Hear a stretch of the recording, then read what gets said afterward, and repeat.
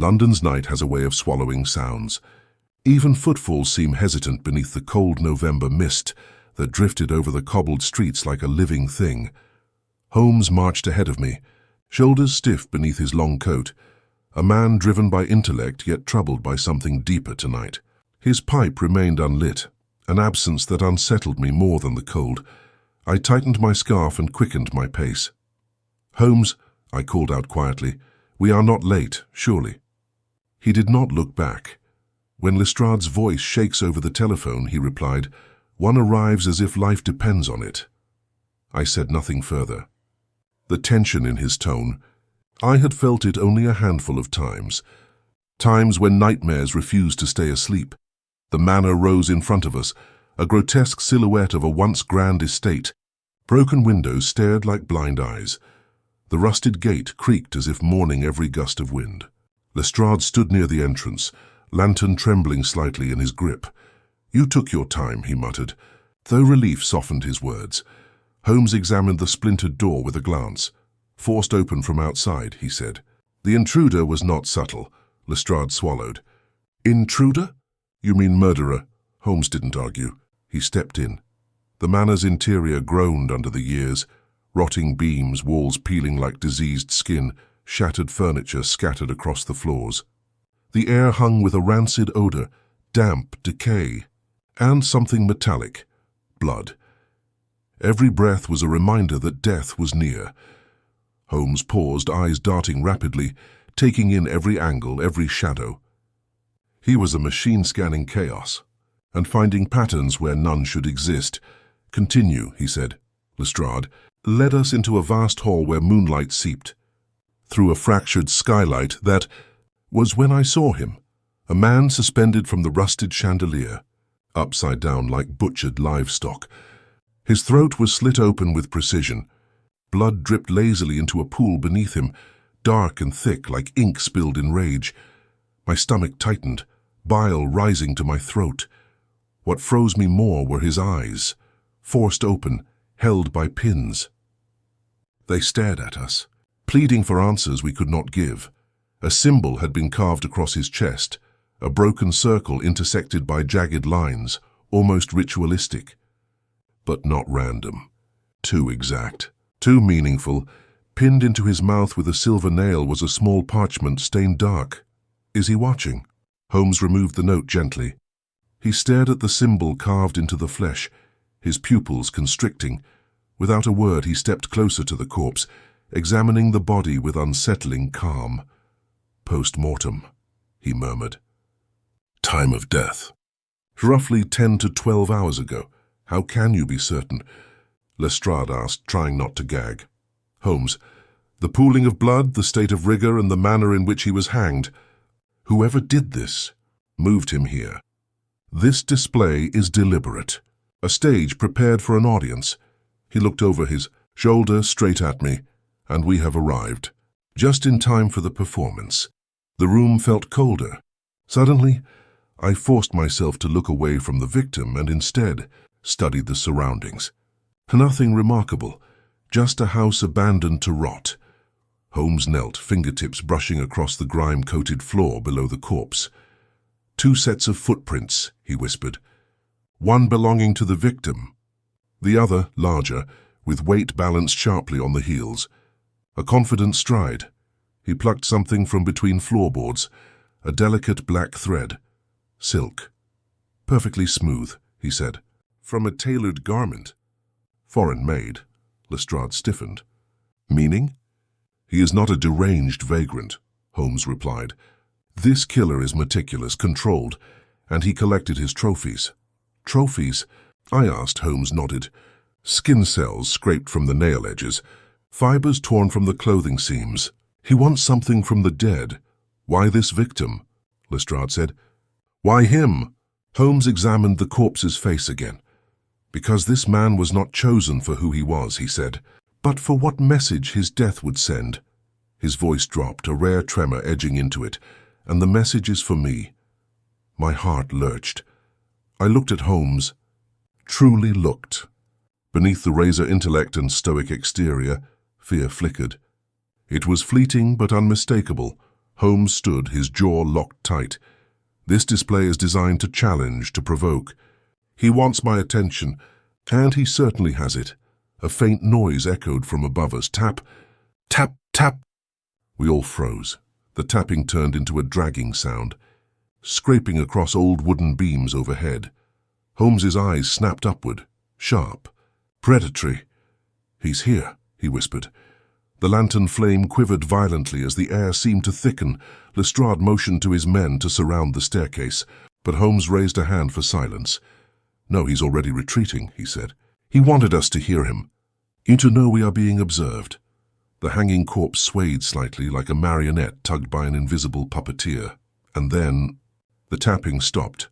All that remained was the echo of our own breathing. Holmes's voice was barely audible. "The curtain has risen, Watson. The play has begun." Night had deepened over London, but Sherlock Holmes was still awake, pacing the living room with sharp, restless footsteps. The storm outside rattled against the windows, as if echoing the chaos unfolding in his mind. I sat nearby, observing him closely, knowing well that silence was often the greatest companion in moments like this. Holmes abruptly stopped. "Watson? Someone was in his house before the police arrived," he said quietly, pointing to the photo on the table. "Look at the smear pattern on the ink bottle. It's not spilled by tremor. It's dragged. Someone moved it after the fall." I leaned forward, trying to understand the details Holmes seemed to pull from thin air. "You believe Rigby was murdered?" "I believe Rigby was silenced," Holmes replied, voice low, almost a whisper. "He was writing something important. Something about a Black King." He tapped the note again. The ink was still wet. His last moments were spent protecting this piece of information. Before I could question further, there was a loud knock at the door. Mrs. Hudson hurried to open it, and the room grew tense as a uniformed police sergeant stepped inside. He looked uneasy, removing his hat respectfully. "Mr. Holmes?" "Doctor," he greeted with a stiff nod. "We've been instructed to bring you both to Scotland Yard immediately. Inspector Lestrade insists." "It's urgent." Holmes narrowed his eyes. "Urgent matters appear to have become our specialty," he murmured. He grabbed his coat, snatched the note from the table and tucked it safely inside his pocket. I followed closely, sensing the growing weight of danger surrounding this case. The carriage ride to Scotland Yard was grim and quiet. The city lights flickered against the wet streets, distorted by the rain that continued to fall. Holmes stared out the window silently, lost in his deductions. I knew he needed no interruption. His mind was unraveling knots only he could see. Inside Lestrade's office, a single object awaited us upon the table, another chess piece. This time a white queen. Lestrade crossed his arms. "We found this in Michael Rigby's coat pocket. And just now another man has turned up dead. Same symbol marked on his door, a chess crown." Holmes's shoulders stiffened as he examined the queen. "The game continues," he uttered with cold clarity. Lestrade frowned. "What game?" Holmes looked up slowly. "Chess, Inspector. And whoever is playing does not lose." Lestrade exchanged a nervous glance with me. "Holmes, what is this about? Black King? Chess crowns? What does this all mean?" Holmes placed both chess pieces, Black King and White Queen, side by side on the table. Stormlight flashed across his sharp eyes as he spoke. "The Black King is not just a symbol, it's a title. And whoever holds it operates in shadows beyond law and state. A mastermind controlling people like pieces on a board." Lestrade stepped closer. "But what was Rigby's role?" Holmes clenched his jaw. "He was a knight, a protector, and now he's fallen." The tension in the room thickened until even the storm seemed too quiet to listen. "What about the second body?" I asked. Holmes didn't answer immediately. Instead, he turned the white queen piece between his fingers, slow, deliberate. "Queens," he whispered, "are the most powerful pieces in chess. They move freely, without restriction. And if Rigby safeguarded the king..." He set the queen down with a soft tap. "She must be next." Lestrade's voice tightened. "Who is she?" Holmes finally met his eyes. "We don't know yet, but if we don't find her soon, the Black King will." A clock chimed somewhere in the distance. Midnight. Holmes stood abruptly. Inspector, secure both scenes. No information to the public. Watson and I are leaving now. His coat swirled behind him like a cloak of urgency. We must trace Rigby's final steps. As we stepped back into the storm-ridden city, Holmes turned to me with a rare glimmer of uncertainty. The board has been set, Watson. And the second act. He paused, tightening his coat against the cold wind. The second act has already begun. He walked ahead and I followed, blindly marching into a darkness guided only by the brilliance of one man, and a game where every wrong move meant death. We hurried through the wet streets, Holmes moving with an urgency I had rarely witnessed. The rain had turned harsher, soaking through our coats as thunder rumbled above. Holmes kept his gaze locked ahead, mind racing faster than our footsteps. Rigby knew he was being hunted, Holmes muttered, barely loud enough to hear. He must have left something behind. A message only he thought I could decipher. We reached Rigby's modest home. Police had already cordoned it off, but Holmes slipped under the tape without a word, his mere presence enough to make the officers step aside. Inside, the atmosphere felt heavier than before. The room still smelled of ink and old paper. The overturned chair lay where it had fallen. Holmes knelt beside Rigby's desk, tracing a finger along the scratched wood surface. He fought back, Holmes whispered. But not with violence, with intelligence. He pointed to a single drawer slightly ajar. I moved closer as he slid it open.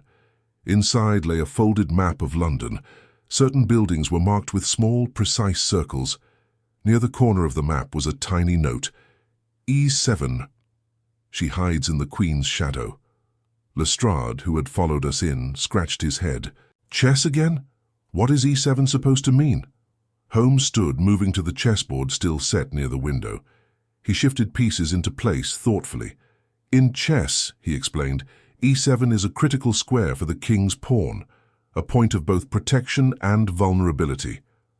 His eyes narrowed. She hides in the Queen's shadows, meaning close to power. Someone near influence, someone unseen but essential. Before Holmes could continue, a sudden tapping came from upstairs, quick, frantic. Holmes's attention snapped upward. Without hesitation, he climbed the narrow staircase, revolver drawn. I followed closely, heart pounding. A figure darted across the corridor at the top, footsteps echoing like thunder. Holmes dashed forward, cornering the silhouette near a dimly lit room. The figure raised its hands, shaking in panic. "Wait, wait," a trembling voice cried. I didn't kill him." Holmes lowered the gun slightly. A young man stepped into the light, Rigby's assistant, his coat drenched, eyes swollen with tears. Holmes studied him carefully. "Why are you here?" The man's lips quivered. "Because Mr. Rigby warned me. If anything happened to him, I must destroy his research. I didn't manage. They were faster." "They?" I asked. The assistant swallowed. "They call themselves the Order of the Black King. I've heard only whisper, but they control secrets too dangerous for governments." Holmes stepped closer, voice cold but controlled. "And this woman, the one connected to the White Queen, who is she?" The assistant hesitated, fear gripping him. "Mr. Rigby said she is the most important piece on the board. If they capture her, the game is lost." A sudden shatter of glass ripped through the air, a bullet whizzing past and lodging into the wall behind us. The assistant screamed and ducked. We all did. "Sniper!" Holmes shouted. Another shot was fired, splintering the banister as we scrambled backward. Holmes grabbed the assistant's arm and pulled him into the room, slamming the door shut as wood cracked behind us. "Stay down and silence your breath," Holmes warned. We waited, breaths held. Silence returned, but the tension only grew sharper. Holmes drew the curtains slightly aside, but the street outside was dark, no visible attacker. Still, Holmes's tone left no doubt. "They're not here to scare us," he said. "They're sending a message," Lestrade cursed under his breath. "The police outside—" "No," Holmes cut in. "He has already vanished." The assistant collapsed into a chair, shaking. "They won't stop. They won't stop until she is found." Holmes turned to me then, a look I understood far too well. "This is no longer a case, Watson. This is war." A gust of wind rattled the windows as Holmes straightened his coat again, his eyes burning with resolve. And now, we must make our next move before the Black King makes his. He walked out, already steps ahead in a deadly game only he could fully see, and I followed him into the storm that refused to let London sleep. The fog had thickened by the time we stepped back outside, swallowing the street in a pale, ghostly haze. Holmes paused, scanning rooftops, his hand tight around the revolver hidden beneath his coat. The shadows around us no longer felt like emptiness. There was presence in them, watching, calculating. The assistant clung close to Lestrade, terrified to even lift his head. Holmes moved swiftly, ushering us into a waiting cab. The doors shut and instantly the world outside felt muted, distant. "Take us to Baker Street," Holmes ordered the driver. As the cab rolled through the sleepless London streets, lamplight rippling across the rain-stained windows, Holmes stared without blinking. His fingers tapped an irregular pattern on his knee, like he was counting moves. "He was playing a game long before he died," Holmes murmured. "Rigby knew the opponent. He even knew his own fate." I swallowed, still shaken from the bullets that nearly met us. "Holmes, if this order truly exists—" Holmes cut me off quietly. "Oh, it exists, Watson, and they have been 2 moves ahead." The assistant's voice cracked. "Mr. Holmes, can you protect me?" Holmes didn't answer. That silence chilled me far more than any scream. We reached Baker Street. Mrs. Hudson gasped at the sight of us, soaked and grim, but Holmes brushed past her without a word. He guided the assistant into the sitting room and shut the curtains tight. Then he reached into his coat and drew out the pawn. He set it on the table, turning it until an engraved symbol caught the light, a crown with 3 points. I stared. Earlier, 2 points. Now, 3. Holmes nodded slowly. It evolved. His eyes lifted to meet mine. "Which means the killer has progressed. Another stage, another message." Lestrade frowned. "But why leave such a token at the scene?" Holmes's voice darkened.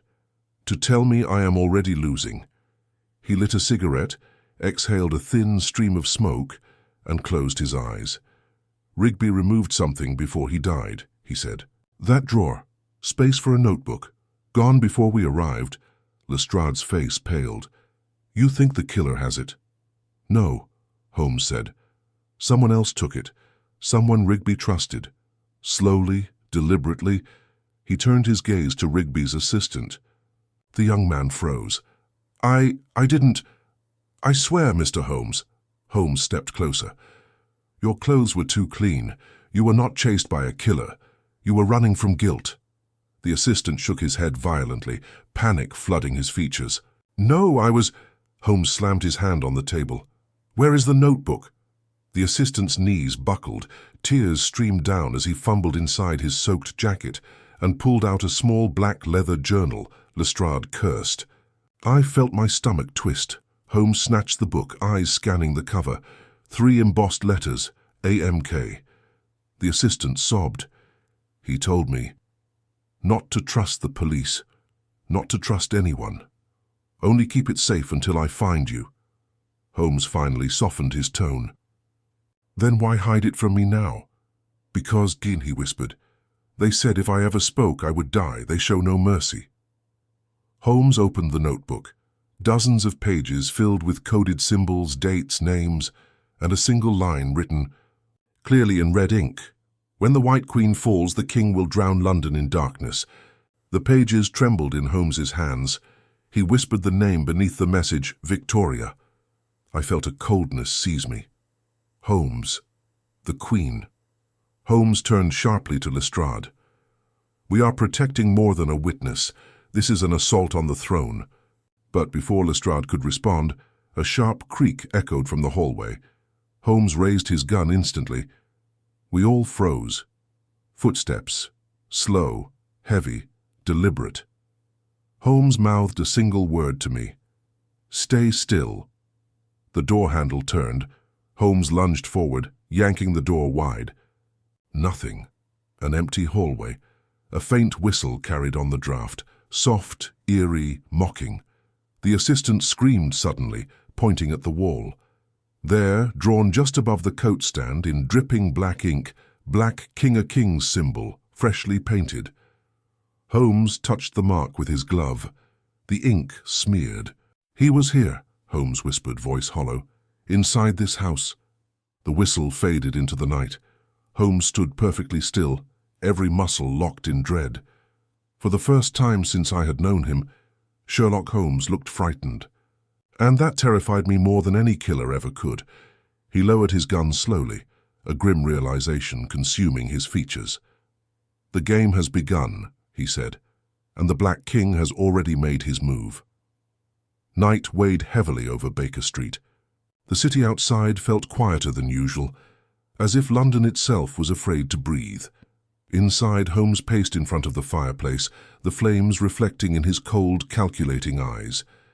The assistant sat trembling in a corner, while Lestrade stepped aside to make urgent calls for additional security. My heart raced.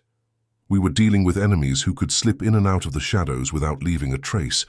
The painted symbol was proof enough that nowhere, not even Baker Street, was safe anymore. Holmes flipped through the stolen notebook. At a rapid speed, eyes darting between ciphers and scattered lines. Pages filled with frantic warnings, secret meetings, high-level officials. Everything pointed to one conclusion. Rigby died unraveling a conspiracy larger than any of us imagined. Finally, Holmes stopped on a page containing a rough map, different from the stolen city map we saw earlier. This one appeared hand-drawn. Holmes examined the curves and intersections closely, then whispered, "Rail tunnels." He grabbed a magnifying lens to inspect tiny numbers scribbled alongside. "These aren't buildings circled. They're old underground maintenance access points. Abandoned, except for those who desire anonymity." "You think the killer travels through them?" I asked. Holmes didn't even look up. Like a ghost, no police patrols would detect. Lestrade, returning from his call, sighed heavily. "We've put guards around the house, but if they breached your home once, they can do it again." Holmes slammed the notebook shut. "Which is why we cannot wait for them to strike. We strike first." He turned to the assistant. "You mentioned the Order wants the woman, the one Rigby called the White Queen. Who is she? I never saw her, but I heard Mr. Rigby speak to someone on the phone. He called her Lady V." Holmes's eyes narrowed. "Lady Victoria." Lestrade stared in disbelief. "You're saying the Queen is the target?" Holmes shook his head. "Not the Queen of England, Lestrade. Someone near her. A woman of influence but quiet power. A protector. A voice guiding the throne from behind curtains." I shivered. "A queen in shadow," Holmes nodded. "Exactly." Suddenly the gas lights flickered, buzzing faintly, then went out entirely, pitch black. The assistant whimpered. Lestrade cursed. I reached instinctively for Holmes, but he wasn't there. Then, a single match flared to life, illuminating Holmes's sharp features. He held it aloft, listening. There was movement in the walls, pipes groaning, wind moaning through cracks. No, not wind. Footsteps below us. Holmes gestured for silence and snuffed the match. My breathing felt deafening in the dark. Holmes crept toward the kitchen where the cellar door lay. A faint metallic click echoed from underneath. Someone was picking the lock from the inside.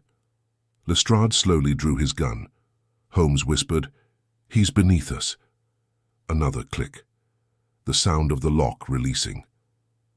Holmes counted under his breath. 3, 2. The cellar door banged open, and a black-clad figure leapt out, knife glinting as lightning flashed outside the window. Holmes tackled him instantly, both crashing to the floor. The knife skittered away while Lestrade lunged over to pin the intruder's other arm. The man hissed and fought like a rabid animal, strength not human but driven by fanatic fear. Holmes struck a precise blow to his jaw. The man fell still, wheezing. I fumbled for a lamp and lit it quickly. The intruder wore a black coat with an embroidered symbol, a single silver crown. Holmes grabbed his collar. "Why is the crown silver?" The pawn was black, the man spat blood. "Pieces change. When the game evolves, Holmes's eyes turned razor sharp. You entered this house to kill the assistant? No. The intruder hissed, smiling through broken teeth. Not him. He stared directly into Holmes's eyes. You. Before we could react, a sharp crack sounded. His head jerked. A bullet had torn through the window and struck him cleanly in the skull. We flinched backward as glass shattered. Outside, no rooftop figure, no gunshot smoke, only rolling fog. The killer had killed his own pawn. Holmes clenched his fists. They will not allow failure. Lestrade stared at the lifeless body. What now? Holmes rose slowly, picking up the silver-crowned coat. Inside its lining he found another note, smaller, cleaner, carefully written. E7 shifts to E5. The king advances. Holmes's breath stopped for a second.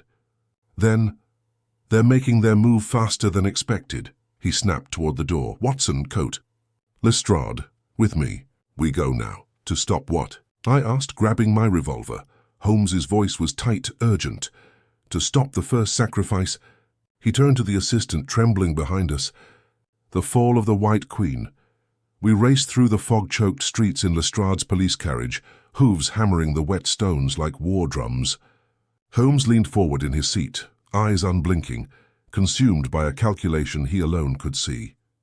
Holmes, where are we going? I asked, clutching the notebook he'd forced into my hands. To the only place the Order would dare attack first, Holmes muttered. A place symbolic, public, and close enough to the Queen to send a message without touching the throne. Lestrade frowned. Buckingham? Holmes shook his head. Not yet. They start with a queen, but not the Queen. He tapped the silver-crowned coat laid across his knee. Silver, not gold. The White Queen is not royalty by birth, but by influence. My voice dropped. Lady Victoria. Holmes glanced at me. The Queen's most trusted lady in waiting. Her shield in the unseen halls of power. Lestrade cursed softly. If these fanatics get to her, then the path to the throne will lie wide open, Holmes finished darkly. The carriage screeched to a halt before a grand estate, its lights dim against the storm. Guards were stationed, though uneasy, alert.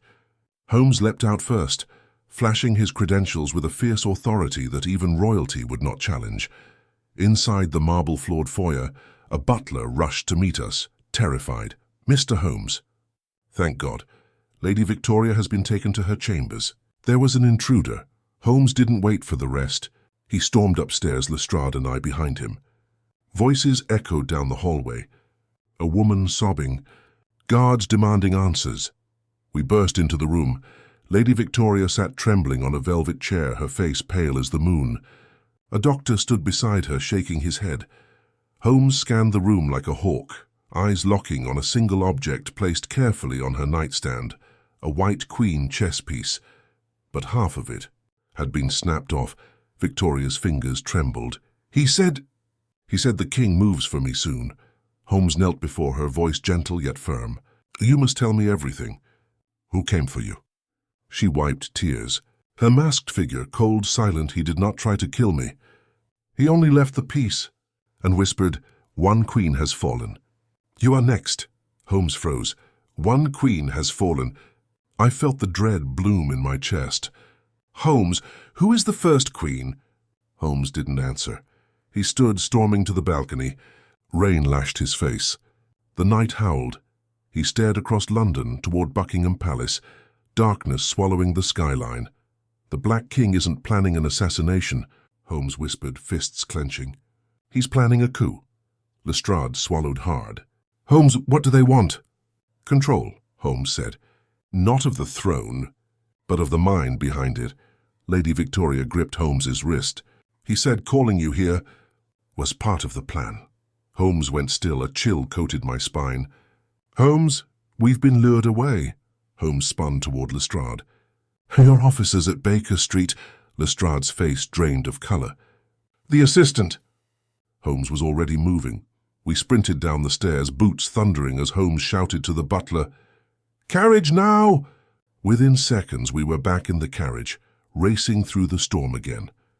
Holmes stared into the blur outside, the realization twisting into fury. They never cared about Victoria tonight. he growled. The White Queen survives on for now. Then who's the sacrifice? I asked breathlessly. Holmes's eyes darkened, jaw tightening with guilt. Rigby's assistant, he said. The only one who knows the Order's full plan. He slammed his fist into the side of the carriage, and we delivered him right to their mercy. Thunder cracked overhead. Like the sky itself split in rage, I clutched my revolver tighter. Holmes, if they kill him, they won't kill him, Holmes said hollowly. Not yet, I stared at him. Then what?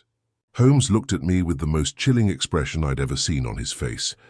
They will convert him. London's streets blurred to shadows around us.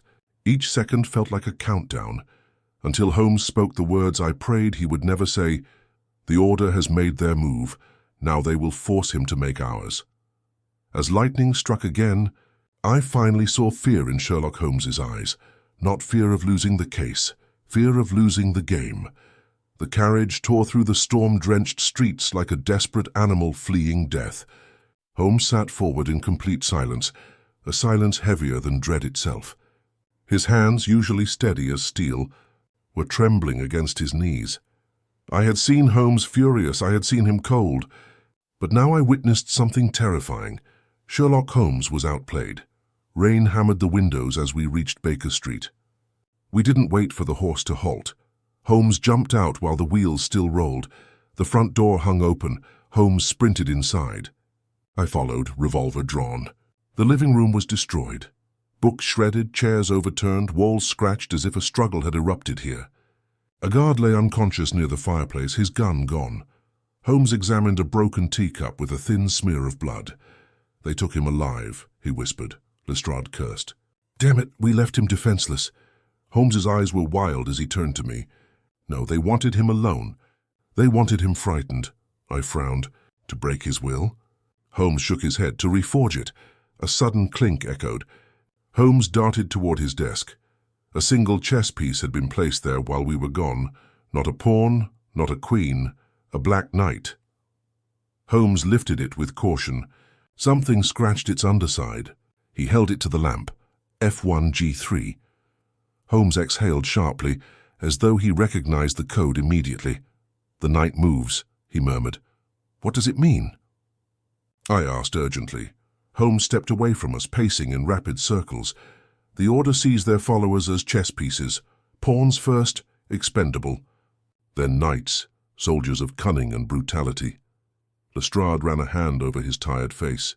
You think they're turning the assistant into one of them? Holmes's silence was louder than any confirmation. I could not believe what I was hearing.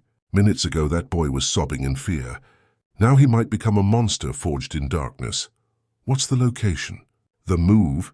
Lestrade asked, snatching the knight. Holmes grabbed it back, furious. It isn't a location. It's what happens next. The knight moves in an L shape, unpredictable, deceptive. They're warning me. He stopped suddenly. I saw something shift inside him. A new fear. No, he whispered. Not a warning. Thunder cracked, shaking the walls.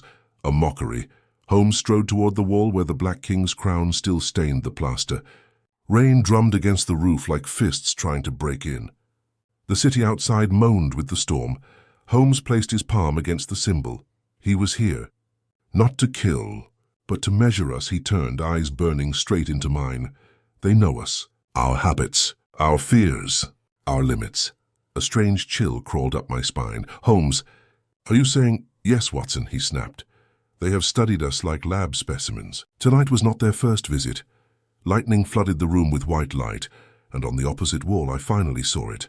Scratches, dozens, as if someone had been carving into the paint for days, maybe weeks, without us ever noticing.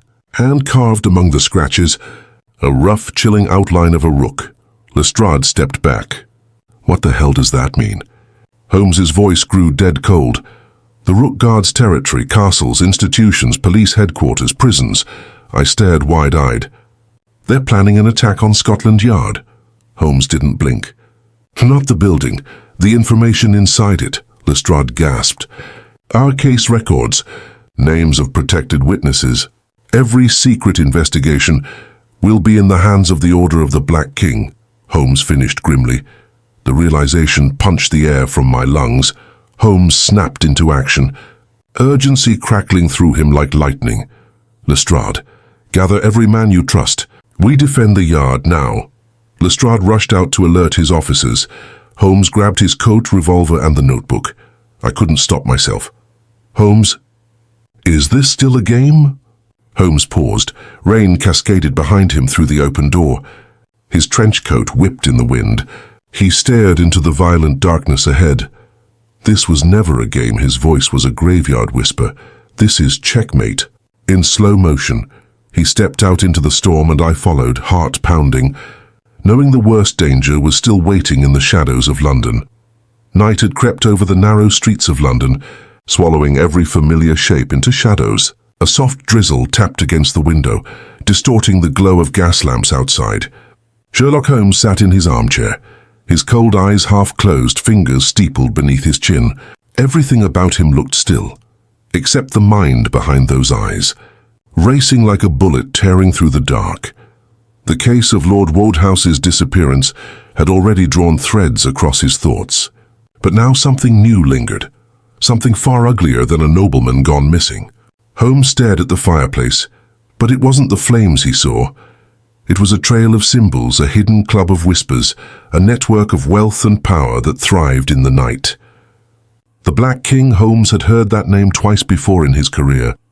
Both times the men involved were found dead before he could question them, their faces frozen with terror, as though they'd stared into the mouth of hell moments before life slipped away. Tonight, that name returned like a wound reopening. Watson paced the rug with nerves he rarely showed. "Holmes," he said finally, "this cannot be a coincidence. Lord Woldhouse didn't simply vanish. He was taken. And if Inspector Lestrade is correct, he may be the fourth peer of the realm to disappear without a trace in the last 6 months." Holmes opened his eyes. "4," he repeated quietly. "Always in pairs. One name disappears publicly, another privately. As though the left hand distracts while the right hand strikes." His tone was calm, but Watson knew that calm. Deadly focus. Watson leaned down toward him. "And what of the mark burned under the carpet? The crowned serpent, what does it mean?" Holmes reached out and took a folded piece of parchment from the small table beside him. He handed it to his friend. Watson unfolded it. A simple symbol stared back, an obsidian chess king inked in thick black, elegant, sharp, almost like a warning. "That arrived this evening," Holmes murmured. "No address, no signature.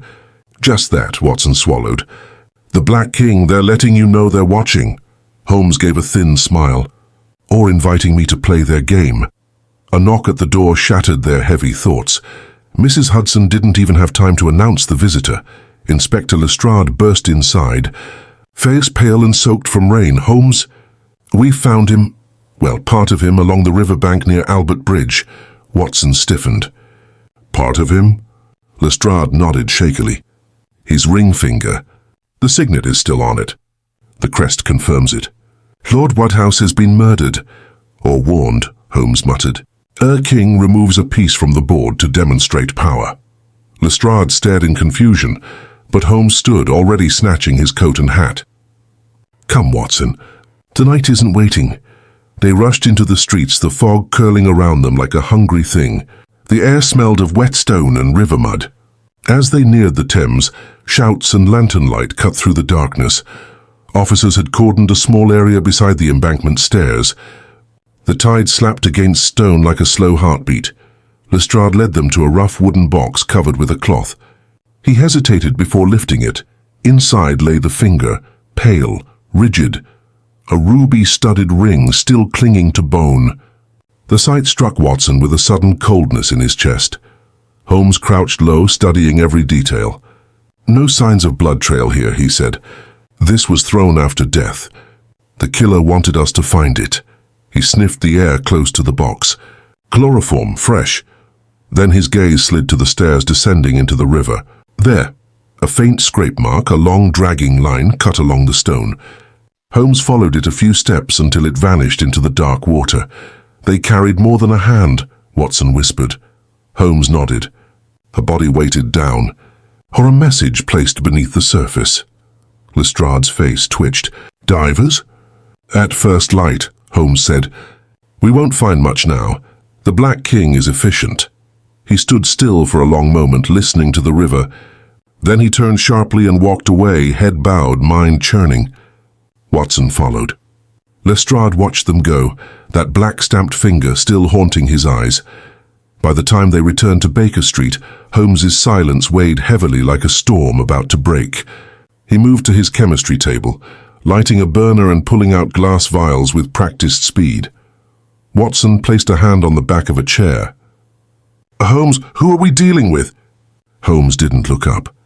A man who sees society as a chessboard, he replied quietly. And everyone in it as pieces, pawns, knights, queens, replaceable, sacrificable. Watson frowned. And where does Lord Wadhouse stand in this game? The same place as the others, Holmes replied, grinding a substance into powder, close enough to the crown to matter. Too honourable to join whatever treachery is brewing beneath London's skin. Watson spoke softly. You think this is treason? Holmes paused. No, Watson, worse. Revolution fueled by the wealthy themselves. Those who would crown a new king in the shadows if they could not rule in the light. The burner flame hissed. The powder changed colour, deepening into a dark sheen. Holmes's eyes sharpened. Here, he said. He held up the substance extracted from the ring. Industrial-grade tar, a formula matching a type only used in the dockyards of Blackfriars. Not common, his voice quickened, which means Lord Wadhouse was transported by water, likely in a cargo boat registered under false documents. The killer hid him in plain sight. Watson leaned closer.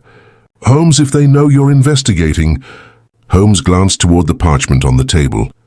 The Black King seemed to stare back. They do, he said. They wanted me to know. The room fell dead still.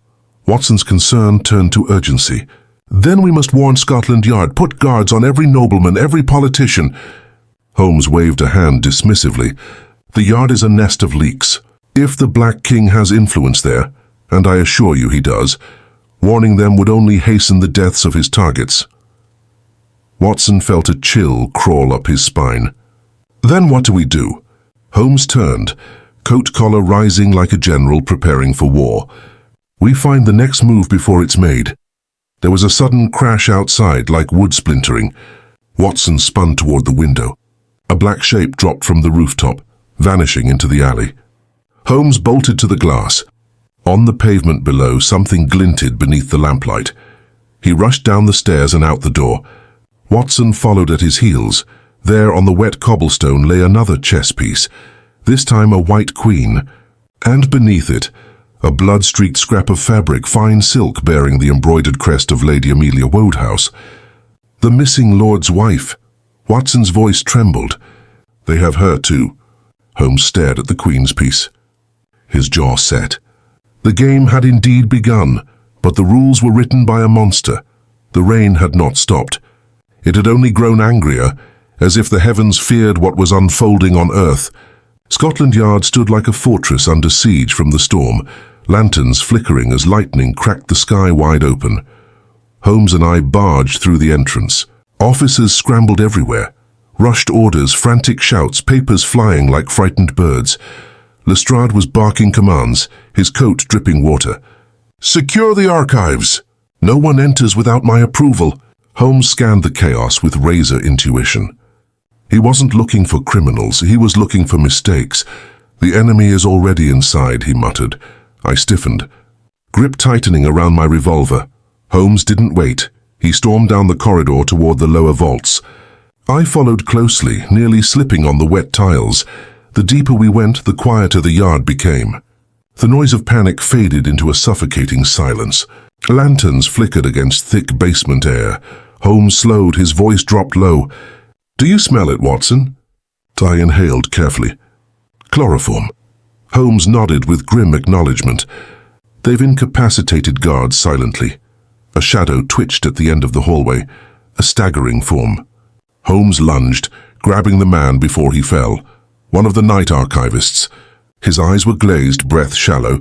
The man mumbled a single word. Rook. Holmes lowered him gently and drew his revolver. This way. We reached the massive steel vault door, the very heart of Scotland Yard's secrets. It was open, My blood ran ice cold. Inside, shelves had been rifled through, boxes overturned, files missing, not all though. Only selected cases. Holmes knelt, inspecting the remaining folders with surgical precision. They've taken records on 5 unsolved ritualistic murders, all dismissed as unrelated. They weren't. His voice shook slightly. The Black King has been killing for years, Umpis. We simply failed to see the pattern. I swallowed hard. These were only rehearsals. Holmes stood, fists tightening. Preparations. Thunder groaned overhead, shaking dust from the rafters. Then we heard it. Slow, heavy footsteps echoing from behind the vault shelves. Holmes aimed his gun. "Come out." Fair, tall, broad figure emerged, wearing a featureless mask carved like a stone rook. The intruder tilted his head mockingly, then tossed a thick file at Holmes's feet and ran deeper into the labyrinth of shelves. Holmes grabbed the file, hesitating only an instant. Watson, after him. "I'll handle this!" I sprinted in pursuit, heart thundering. The intruder moved with terrifying power, knocking shelves aside like matchsticks. Papers scattered in a blizzard of lost truth. I fired once and missed. He turned slightly. Enough for me to see something horrifying. Handcuffs dangling from his wrist, blood on his collar. Recognition stabbed me.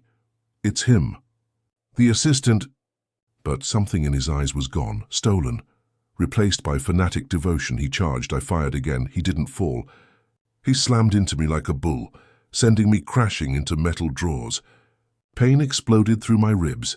He grabbed my throat, squeezing. Darkness crept in, vision tunneling. Then a shot. He jerked back and, howling and clutching his shoulder, Holmes stood behind him, gun smoking. But the assistant didn't retreat. He grinned. Teeth dripping blood. "You can't stop the game," he rasped. "He's already here." Before we could react, he smashed a lantern. Flames roared to life, devouring shelves instantly. Panic surged. Holmes fired again, but the intruder vanished into the growing inferno. Holmes yanked me to my feet, dragging me through smoke-choked corridors. "Watson." "Stay with me." We burst out of the basement as officers fought the spreading fire. Alarms shrieked. A pillar cracked and gave way behind us, the vault collapsing in a roar of destruction. Holmes stared in horror, not at the fire, but at the loss. "They erased their past," he whispered. "Every trace that could have led us to the truth." Lestrade approached, coughing. "We'll rebuild the files," Holmes snapped, more desperate than angry. "To rebuild what? Clues they left only to taunt us with. We've been dancing to their tune since the first move." His voice shook. "They're always 5 steps ahead." A runner from the telegraph office rushed in, waving a soaked message. "For Inspector Lestrade." "Urgent." Lestrade tore it open, and his face drained of color. Holmes ripped it from him and read aloud. "The Queen's Bishop falls tonight." Holmes froze, then turned painfully slow toward me. "Watson, they're moving to the palace." The storm-cloaked streets blurred beneath the wheels as our carriage tore toward Buckingham Palace. Holmes leaned out the window, eyes sharp against the slicing rain. Lamps flickered past like dying stars. "We are too late," he murmured. I gripped my revolver, trying to steady my breath. "Holmes, why the Queen's Bishop? Who is that supposed to be?" Holmes didn't look back. "In chess, bishops serve the king," advising him, protecting him. "The Queen's Bishop in this context." He paused. His jaw tightened. "It refers not to clergy, but to the man who defends the Crown's interests in silence." Realization stung like frost. "MI6, I whispered. Holmes nodded. "The head of Her Majesty's Secret Intelligence." My pulse hammered in my ears. We arrived at the palace gates, armed guards already on alert. The royal insignia gleamed in the lightning glare. We rushed inside, drenched and panting. The palace interior was eerily calm. Echoing hallways stretched into infinite darkness. A single servant guided us. "This way, gentlemen." Swiftly, Holmes slowed as we neared a guarded private wing. The guards lay unconscious on the ground, chloroformed. Holmes drew his collar high. "They're here." Gunfire erupted, a deafening crack that split the silence.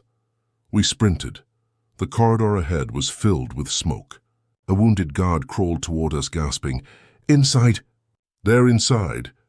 Holmes barreled through the double doors into a lavish study, adorned with royal symbols and red velvet drapes. A man in an elegant waistcoat struggled against two masked assailants, one shaped like a knight, armored and brutal. The other was slender, quick, a bishop's carved mask gleaming white in the darkness. Holmes fired. One shot.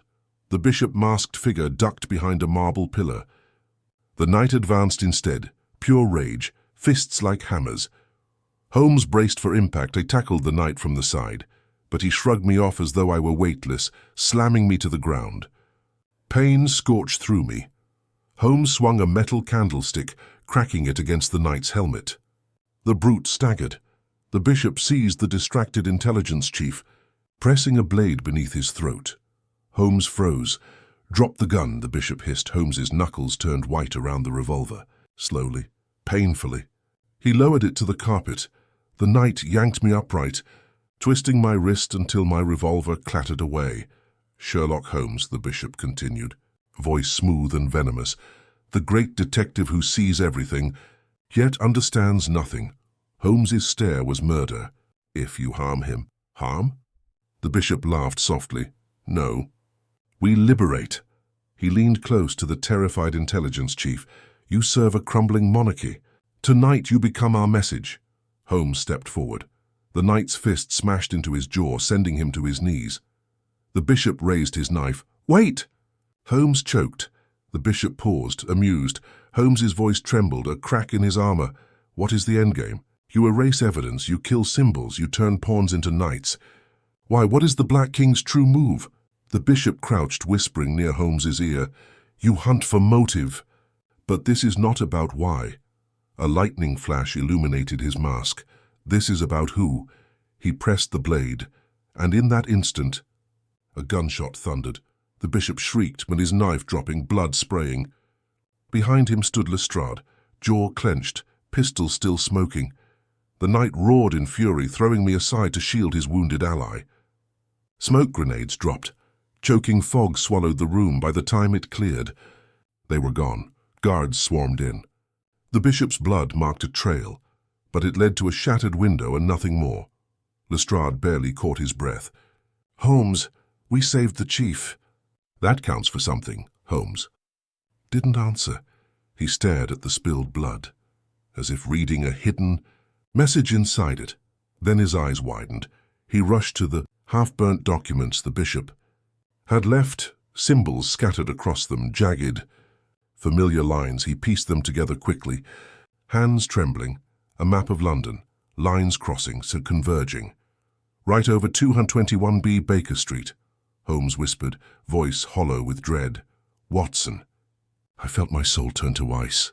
They were never targeting the palace, Holmes's voice cracked. This was a diversion, lightning. Crashed, rattling window frames. They're going after someone we left alone. He looked straight into my eyes. "Mrs. Hudson," no hesitation. Holmes ran and I followed, heart already breaking because we both knew. If the order wanted to send Holmes a message, they would kill what he cherished most.